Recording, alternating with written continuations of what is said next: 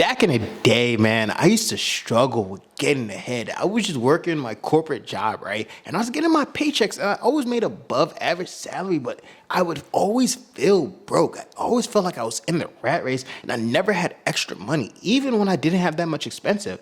And these are some of the stuff that were keeping me broke, right? I love to just party. I was party. I was having a party, right? And every single weekend, I would go out, buy drinks, buy shots for everyone, having fun, Uber, getting a new outfit, getting sections at the club, right? And this one thing, over time, I was spending 200-300 every single weekend. By the end of the week, that's like, in a month, it's 1,200. By the end of the year, that's over 12,000, right? And the thing is, like, one weekend, it doesn't feel like that much, but over time it adds up. And then I would also add on top of going to concert, traveling, partying, and then I would put all that on credit card thinking like, oh, I'm gonna get points. And then I look back at the end of the month, I spent 5K, right? See, the thing is, if I would have just put that money into a savings, like high yield savings account, I would have had extra money. I would have had extra cash flow, right? Or if I would have been even smarter, put that in investments or crypto, I would have been way farther, right? And so partying constantly is going to keep you broke. And I know you're probably watching this and you might be partying, right? You think it's cool, you think it's fun, but to tell you the truth, from the age 20 to 25, that's cool. 20 to 30, what you're going to end up seeing is you're going to look back and be like, see what people have done. For the past 3 years, you're going to be like, oh, this guy's been at clubs every single weekend, but he owns no house. This guy's been at club every single weekend and he hasn't progressed in his career. This guy's been at club every single weekend and now he's big, he's fat, right? So you want to get to the point where like, hey, everything you're doing, you're not spending on just consumer stuff that doesn't matter. Number two was debt, right? So recently, last year, I paid off all my debt, right? And so that was a good thing. So I had the main debt I mainly had was student loan debt and a bunch of credit card debt, right? So the thing is, one good thing I never did was I never got a car note. So once I paid off my student loans, I would see that extra cash flow, that I had an extra 500 a month, right? So that extra 500 a month, I could put that into investment. Once I stopped having large credit card bills, I was able to start saving, right? Because I ran into this trap where like, oh, I'm using my credit card, so I'm getting points, right? But the thing is, that's cool. But if you felt this, put it in the comments.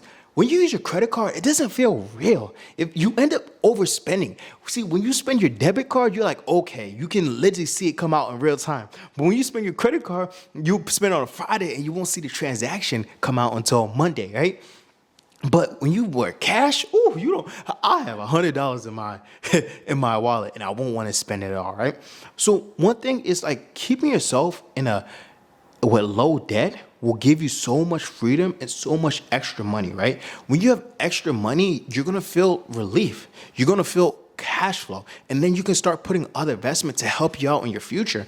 Another thing that really hurt me is honestly, man, I was a young guy, single, living in a major city, DC. So I go on dating apps, Hinge, Tinder, Bumble, right?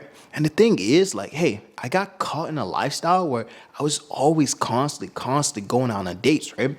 So like, it's cool going on 1 or 2 dates, right? But over time, you go on a $60 drink dates here. You go on a $100 food and drinks day here. And then what happens, you might end up going to a club, taking it to a different place. Over time, you're spending $300 every single weekend. And then you spending another $300 next weekend. Then you spend another $400 next weekend, right? Over time, that could be another $1,200, right?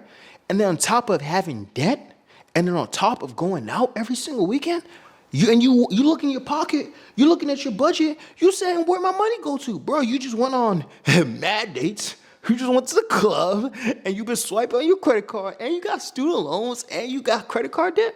See, all this cycle, one thing doesn't hurt, but over time, it hurts. And then, so another thing was I was always spending my money on just eating out. So one thing that helped me with this was, hey, I slowed down my eating out. So I created a budget and I said, hey, this is how much I'm going to put towards rent. This is how much I'll put towards going out. This is how much I'll put towards going to a date. This is how much I'll put towards eating, right? This is how much for my utilities. This is how much I'm going to put here. So once I start putting a budget out, I use apps such as like, I'm not sponsored by them, Rocket Money and Copilot. I would literally see where all my money's going out. So first I would start cutting out subscription. Then I'll be like, oh, you spend $2,000 eating out. Oh, you got to cut that down. So maybe instead of actually stop going out to eat, use a meal prep service, right? And so that brought my cost down by half. And then once you get your meal prep service, you start cooking for yourself, right? So you're taking it down a baby step. Instead of going out every single weekend, I would start going out maybe 2 times a weekend until I got to the point where like, hey, this is not what I want to do, okay? And then another thing that was keeping me poor was fashion, man. I always wanted to be the flyest guy, man. I was always buying designer. I was buying outfits. I wanted to get fly. I was buying shoes, Jordans, Yeezys, Balenciagas, Cartiers, shirts, polos, right? And over time, it's cool. But like, yo, you're getting all these expensive stuff. And then on top of that, you're getting fast fashion. So now you're always constantly buying clothing, right? And so now you're wondering, where's all your money at the end of the month, right? But eventually I ended up stopped spending so much on dates, going out, debt, clothing, and I just started investing into stock market, right? And over time, over a 4-year period, maybe I start off with 100 and every month, and then I went up to 100 every 2 weeks, and I went up to 100 every month, and to the point where I'm just investing. So I was doing stocks at first, and eventually now I'm just full in on Bitcoin. So anything I have, I'm saving it in Bitcoin, right?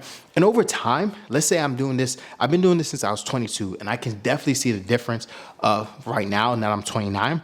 And so if I'm doing this from 29 up into 40, you're going to be so ahead of most people, right? See, one of the biggest things is not having income is one of the biggest stress, and feeling like you're attached to your job because you're always focused on getting money because you don't have enough save, or you don't have enough investment.